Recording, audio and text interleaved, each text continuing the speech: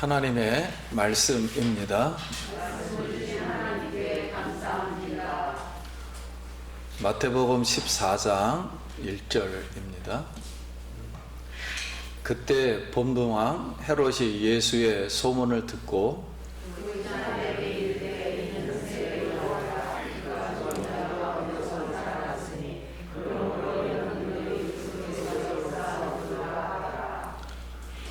전에 헤롯이 그 동생 빌립의 아내 헤로디아의 일로 요한을 잡아 결박하여 옥에 가두었으니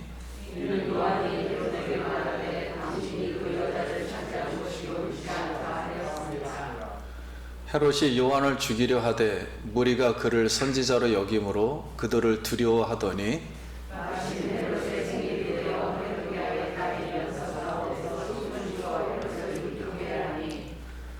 헤롯이 맹세로 그에게 무엇이든지 달라는 대로 주겠다고 약속하거늘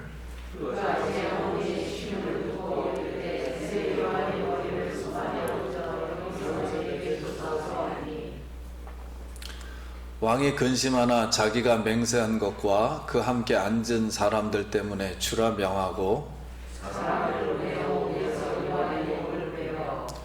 그 머리를 소반에 얹어서 그 소녀에게 주니 그가 자기 어머니에게로 가져가니라.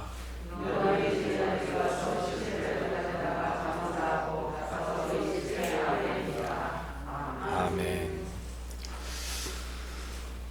할렐루야. 우리 성도님 만나서 반갑습니다. 우리 옆 사람하고 한 주간 평안하셨습니까?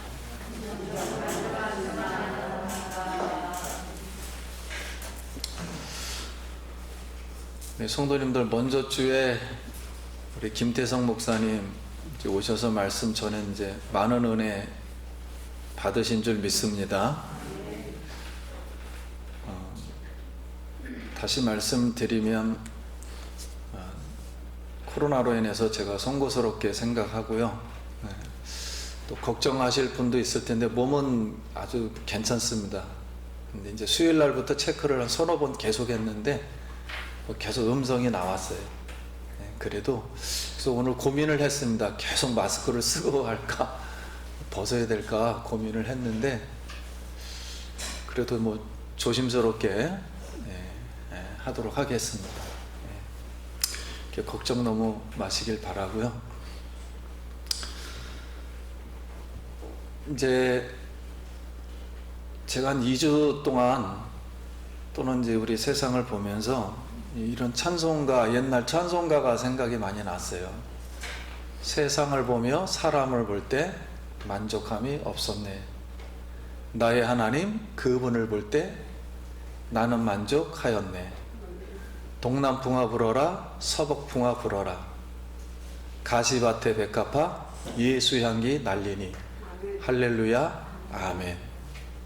가시밭에 백합화 예수향기 날리니 할렐루야 아멘. 성도님들 동남풍 서북풍 불어도 가시밭에 백합화 예수 향기 날리시기를 예수님의 이름으로 기도드립니다. 자, 오늘도 오순절에 내리셨던 우리 성령님 우리 모두에게 충만히 불과 같이 오늘 임해서 우리 모든 것이 씻어지고 주께 영광 돌리고 더욱더 풍성하고 건강한 우리 성도님들의 영혼과 가정 되길 다시 한번 소원드립니다. 오늘 1절 말씀이 그때로부터 시작을 합니다.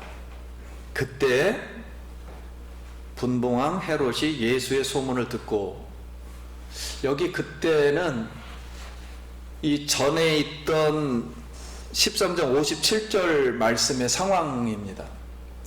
예수를 배척한지라 예수께서 그들에게 말씀하시되 선지자가 자기 고향과 자기 집 외에는 존경을 받지 않음이 없느니라 하시고, 자, 예수님이 이 말씀을 한 것은 구약시대에도 뽕나무 재배하던 사람들, 농부들이 하나님 말씀이 임하니까 갑자기 하나님 말씀을 전했어요.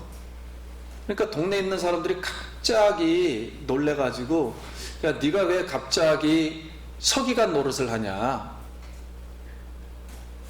자기 영역에 있지 않던 일을 갑자기 하면 명예를 떨어뜨린다 생각했기 때문에 수치스럽게 생각했어요. 그러다 보니까 그 일을 못하게 막아야 되니까 배척을 하고 핍박을 구하기도 했어요. 이같이 목수인 예수님이 자기 고향에서 목수일은 안 하고 하나님 나라를 전파하니까 네가 어째 서기관 성경을 가르치느냐, 이렇게 이제 생각나니까 예수님이 수치스럽다. 제 할 일도 똑바로 못하면서 무슨 자꾸만 예언적인 노릇을 하느냐. 그래서 예수님을 이제 핍박하고 심지어는 이제 죽이려고 했습니다. 그러니까 예수님을 밀어내겠다는 거죠. 그러면 우리가 그렇잖아요. 우리가 사람들이 나를 밀어내거나 그러면 얼마나 이게 큰 문제이겠습니까? 설당이 없잖아요. 우리 나라에서 자기가 할 앞으로 미래가 막막한 겁니다. 자, 그런 가운데 그때로 시작을 하는 거예요. 그때로 시작하는 이유는 앞으로 우리가 들어야 될 말씀, 즉 헤롯에 관한 이야기예요. 헤롯 왕.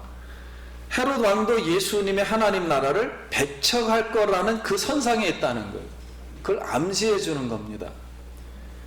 그래서 결국 예수님이 막 복음을 전한다는 소리, 뭐 사람들이 병 낫는다는 소리, 이 소리를 듣고 사람들이 따른다는 소리가 갈릴리를 다스리던 그때 헤롯 안티파스 분봉왕에게 들렸어요.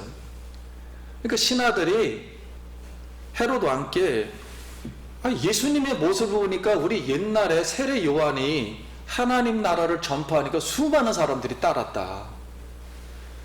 그러니까 그 모습과 똑같은 상황입니다.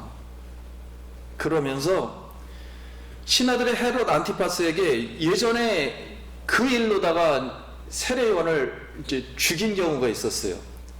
그 세례 요한에 죽었던 그 귀신이 혼이 예수님 속으로 들어왔다. 그러니까 예수님이 똑같은 행동을 저렇게 하고 있다. 그래서 사람이 또 따르고 있다. 자, 이렇게 해서 굉장히 사람들이 따르니까 두려워했습니다. 그 우리가 여기서 이제 교훈을 첫 번째로 받는 것은, 생각하는 것은 갈릴리 사람들이 미신에 사로잡혀 있다는 거예요. 미신. 자, 죽은 영혼이 예수님께로 들어왔다. 이거를 귀신에 사로잡힌 걸 우상숭배라 그러죠. 조상숭배. 조상숭배도 마찬가지. 조상의 귀신이 우리에게 왔다, 이런 내용인데, 그러면은 우리 영어로 볼 때는 우리는 성령을 받은 사람은 귀신의 영하고는 섞을 수가 없잖아요. 그러니까 이걸 음란하다 그럽니다. 질이 다른 거예요. 그래서 이거 음란한 생각이다. 그럼 우리는 이제 이 시대를 보면서 하나님의 나라의 통치 관점, 이 관점으로 이 세대를 분별하고 이렇게 유혹하고 미혹하고 음란적인 미신에서 우리가 벗어나기를 원합니다. 그럼 이 미신을 믿는 이 사람들의 영을 사로잡고 있는 것은 무엇이었을까? 당연히 귀신이죠. 사단입니다. 그런데 이 사단에 사로잡혀 있으니까 신하들이 이제 두려워했어요. 이제 두려워하게 된 원인이 오늘 그 성경 이야기를 다시 요한을 끄집어내는 겁니다. 한 사건이 기록되어 있어요. 헤롯 안티파스는 자기 동생이 부인을 빼앗았어요. 그래가지고 자기 부인으로 삼은 사람이 바로 헤로디아입니다. 지금의 자기 부인이에요. 그럼 이제 그 당시에는 우리가 알고 있듯이 헤롯이 3명의 헤롯이 있습니다. 헤롯 대왕은 예수님이 태어날 때 헤롯 대왕이라 그러고, 사마리아를 중간을 다스렸던 왕이 빌립이에요. 그리고 갈릴리를 다스렸던 사람이 헤롯 안티파스예요. 그러니까 이 아들이 3명이 있으니까 3명이 유다, 사마리아, 갈릴리아를 이렇게 나눠서 다스렸어요. 그러니까 세 번째 있는 헤롯 안티파스가 최고로 이 권력욕이 심하니까 동생의 아내를 확 뺏어버린 거예요. 그 당시에는 아내를 뺏어버린다는 건 내가 대장이다 이런 뜻이거든요. 그러니까 이런 불의한 일을 저질러 버렸어요. 그러니까 동생은 확 이제 꼼짝 못하게 된 거죠. 자, 이런 상태였습니다. 그때 선지자 세례 요한이 헤롯과 헤로디아를 책망했어요. 율법적으로 남의 아내를 한다는 건 잘못한 거다. 그리고 불의한 행동이다. 그러니까 헤로디아가 화가 잔뜩 났죠. 그래서 헤로디아가 헤롯 왕 안티파스의 생일날 잔치를 열어서 자기 딸인 살로메를 이제 유혹하는 음란한 춤, 오늘날 말하면 섹시한 춤을 추게 합니다. 그러니까 기분이 좋아서 헤롯 왕 안티파스가 야, 무엇을 원하느냐 그랬더니 헤로디아가 야, 요한의 목을 원한다 그래.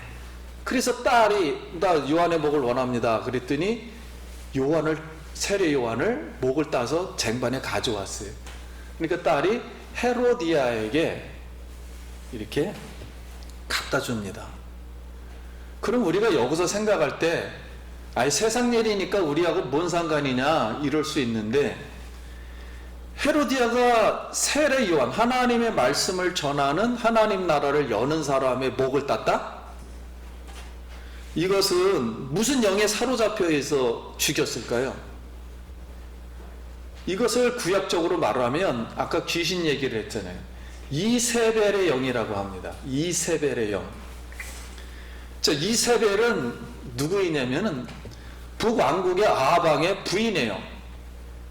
바알과 아세라산을 섬기는 본거지, 지금 시리아라 그러죠. 시리아 나라에서 정략 결혼을 해가지고 북이스라엘의 아방하고 결혼을 합니다. 그래서 바알과 아세라의 우상을 들여와가지고 유혹해서 백성들을 이스라엘의 영으로 아주 물들게, 바알과 아세라산. 그러니까 아주 음란하죠. 그래서 그때 엘리야가 나타납니다. 나라가 완전 하나님 말씀으로 율법으로 다스려야 되는데 이 이세벨이라는 사람이 와가지고 아하방도 같이 나라를 엉망으로 만드니까 엘리야가 우리 누가 참신인가 대결을 하자. 그래가지고 갈멜산 위에다가 제단을 서로 만들자.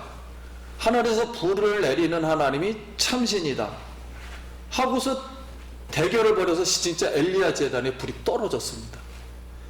그래서 바알의 제사장 850명을 엘리야가 죽여요.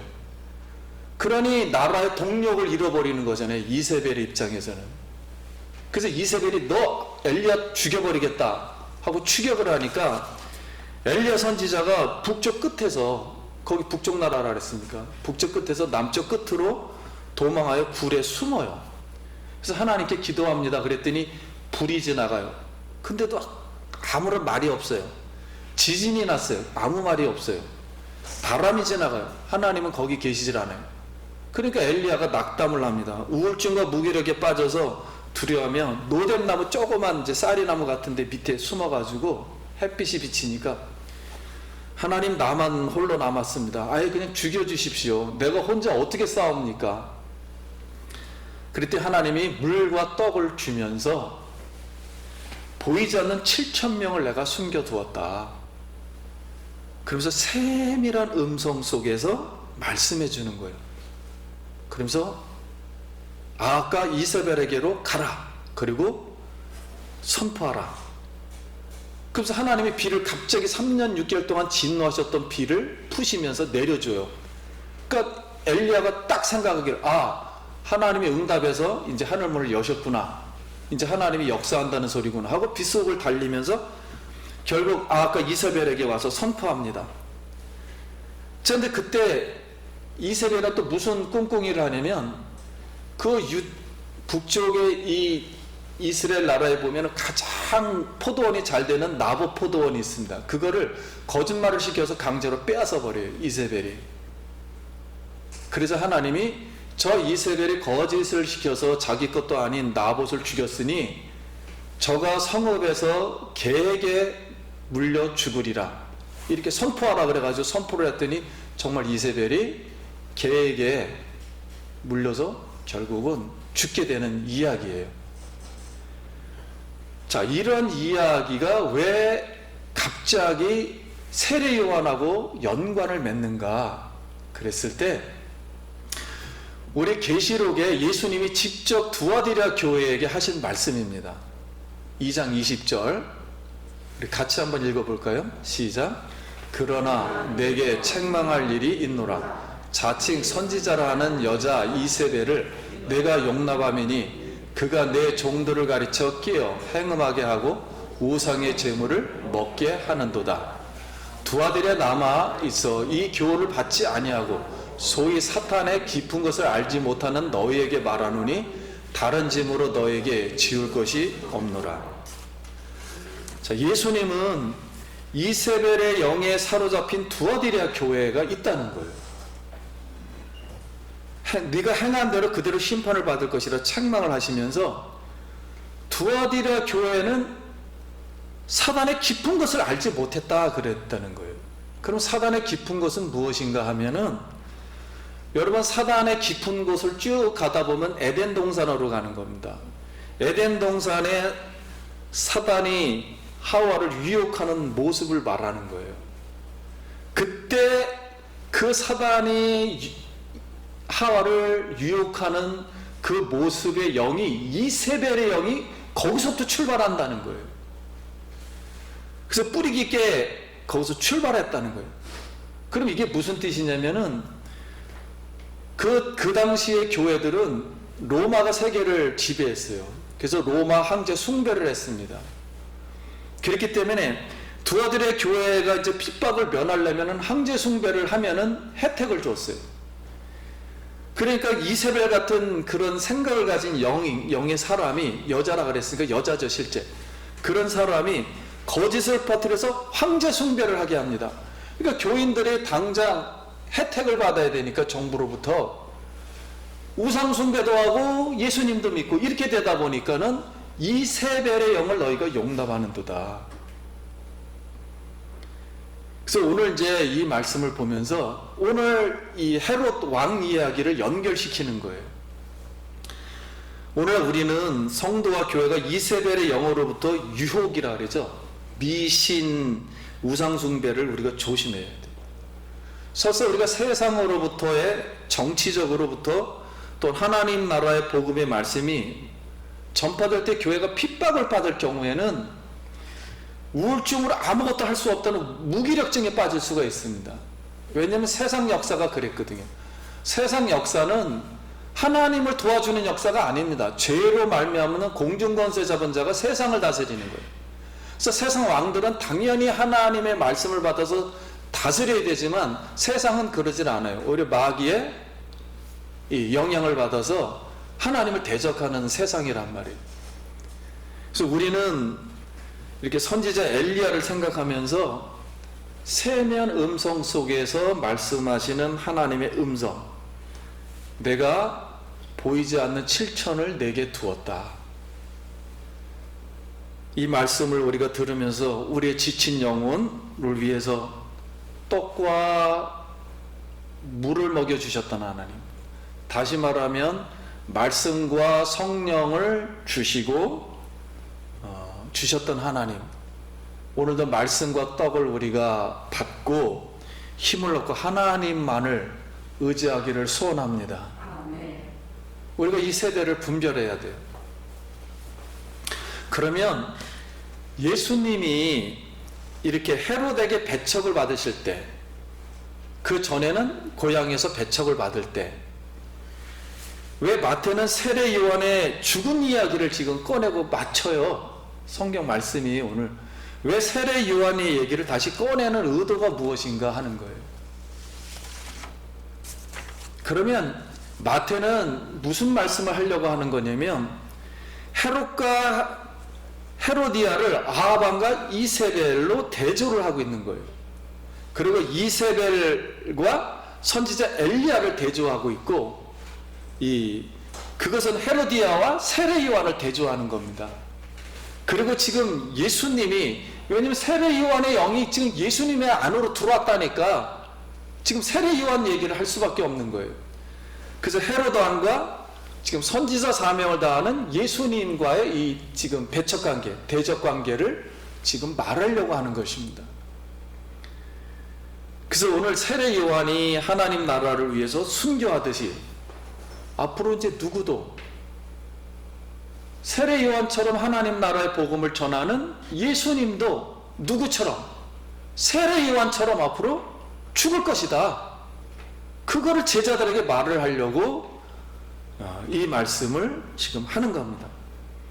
그러므로 제자들에게 하나님 나라의 천국 복음을 우리가 전파하게 되면은 종교적인 바리새인들에게 이제 배척을 한번 받았고, 그 다음에 고향 사람들에게 받았고, 이제는 나라 자체에서 헤롯 왕에게 배척을 받을 것을, 그러니까 다 배척받는 거죠. 자기 엄마 부모님한테도 배척을 받았으니까요. 너 왜 그런 행동을 하냐고 부모님이 따라왔기 때문에 하나님 나라 말씀 7가지 비유를 하셨거든요. 그러니까 우리가 예수님을 믿는다는 것은 전부 배척합니다. 왜냐하면 하나님 나라의 생각을 하지 않는 사람들은 이걸 이해를 못하니까 배척을 받을 수밖에 없어요. 그래서 제자들에게 앞으로 너희도 배척을 받을 것인데 내가 죽을 때 너희도 죽을 수도 있다. 그러니 십자가의 죽음까지 본격적으로 지금부터 각오를 해야 된다는 거예요. 그럼 이걸 직접적으로 말하지 왜 세례 요한의 이야기가 죽는 이야기를 꺼집어내면서 하느냐? 세례 요한은 구약적으로 마지막 사람이었습니다. 그러니까 구약의 율법의 시대가 지나고 끝났고 이제 내 하나님 나라 시대가 본격적으로 돌입을 해서 하나님 말씀을 전할 때는 무조건 핍박이 시작된다는 거예요. 왜냐면 이 나라를 세상 나라를 만들어야지 하나님 나라를 만든다니까 좋아할 사람 아무도 없죠. 그래서 이 새로운 하나님의 나라는 믿음이 필요하다는 것입니다. 무슨 믿음이냐? 앞으로 핍박을 견뎌야만 하는, 죽음까지도 사수해야 되는 믿음이 필요하다는 말씀을 하는 거예요. 그래서 우리 요한복음 12장 24절, 내가 진실로 진실로 너에게 이르노니 한 알의 밀이 땅에 떨어져 죽지 아니하며 한 알 그대로 있고 죽으면 많은 열매를 맺느니라. 자기 생명을 사랑하는 자는 잃어버릴 것이요 이 세상에서 자기의 생명을 미워하는 자는 영생하도록 보존하리라 했습니다. 오늘 사랑하는 성도님, 오늘 이 말씀을 우리가 보면서 저도 2주 동안, 아니 2주가 아니라 지금 인생 59세 지금까지 생각해 오면서 세상에 수천 번 수십만 번 생각하고, 사람에 대해서 생각하고, 내 인생에 대해서 생각하고, 근원을 생각하고 왜 이렇게 됐을까 생각했는데 세상적인 지식이에요. 답은, 결론은 하나로만 돌아와요. 성경으로 돌아와야 한다. 결국 하나님의 말씀대로만 이루어진다. 결국 하나님 말씀만 절대적인 진리이기 때문에 결국 하나님 말씀이 승리한다. 여러분 제 서재에 가보면 책이 여러 권 있을 거예요. 신학적인 서적이에요. 전부 다. 저렇게 막 다 읽어도 답이 하나밖에 없어요. 다 지식에 불과하고 결국은 성경의 절대적인 말씀으로 돌아와야 된다. 이거 말고도 수도 없이 뭐 유튜브를 보고 뭐 이렇게 뭐 여러 가지 뭐 방송을 보고 세미나를 들어도 한 가지의 결론은 결국 인생의 생사복을 주관하시는 살아계신 하나님, 하나님 말씀대로 우리가 성령을 의지할 때만 승리하는 줄 믿습니다. 앞으로 세상은 이세벨의 영이 아담부터 시작했다 그랬잖아요. 하와 때부터 이세벨의 영으로 성도와 교회를 많이 핍박하고 우상숭배하도록 유혹하고 음란하게 할 겁니다. 오히려 그래서 기독교인들이 잘 될 것 같지만은 실제는 너무 힘들게 생활을 하게 돼요. 세상에서는 힘들게 생활하지만 궁극적으로는 예수의 나라가, 하나님의 나라가, 천국이 승리할 줄 믿습니다. 오늘 말씀과 성령을 의지해서 우리는 이 세대를 분별하고 십자가에 우리 육체적인 정욕, 안목의 정욕, 이생의 자랑을 못 받고 오늘 예수와 함께 죽고 예수와 함께 살아나길 예수의 이름으로 축원합니다. 우리 성도님, 우리의 영과 혼과 육, 우리가 물론 공부 잘해야 되고 세상에서 열심히 해야 되고 일도 잘해야 되지만 생사화복을 주장하시는 분은 하나님이심을 믿습니다. 저도 이 전염병에 꼼짝을 못했어요. 아니 왜 걸렸는지를 모르겠어요. 저도 주일날 약을 3개를 일부러 먹는 버릇이 있는데 너무 감기약을 세게, 그때 아무 이상이 없었다가 저녁에 너무 세알을 세게 먹는 바람에 그날 그 감기약 때문에 저는 오히려 아침에 가니까 걸려버렸어요. 아무튼 송구하게 생각합니다. 걸렸으니까. 근데 알 수가 없더라고요 지금. 아무튼 인간의 내가 계획할지라도 길을 인도하시는 분은 하나님이십니다. 오늘 우린 세상을 보면서, 오늘 우리는 하나님의 예배 자리에 나와 있습니다. 우리가 연약하게 보일지라도 우리 하나님을 믿는 예수 그리스도의 나라를 전파하는 복음이 궁극적으로 승리할 것이며 성도님들의 앞으로의 미래를 보호해 주실 거라 믿습니다. 우리는 마지막 이 세상을 향해서 참된 복음, 참된 진리, 하나님 말씀을 전하고 영혼들의 생명을 구원하고 더욱더 기도하는 우리 모두가 되기를 예수님의 이름으로 소원합니다. 오늘도 오늘 성령님이시여 하늘문을 여시고 오순절에 내렸던 그 성령의 불이 우리 각 성도님들 마음속에 불같이 다 태워주시고 생수와 같이 속에서 샘물이 흘러나고 바람과 같이, 바람은 불지만 안 보이잖아요. 바람과 같이 중생의 역사가, 새로 살아난 역사가 일어나길 소원합니다. 기도하겠습니다.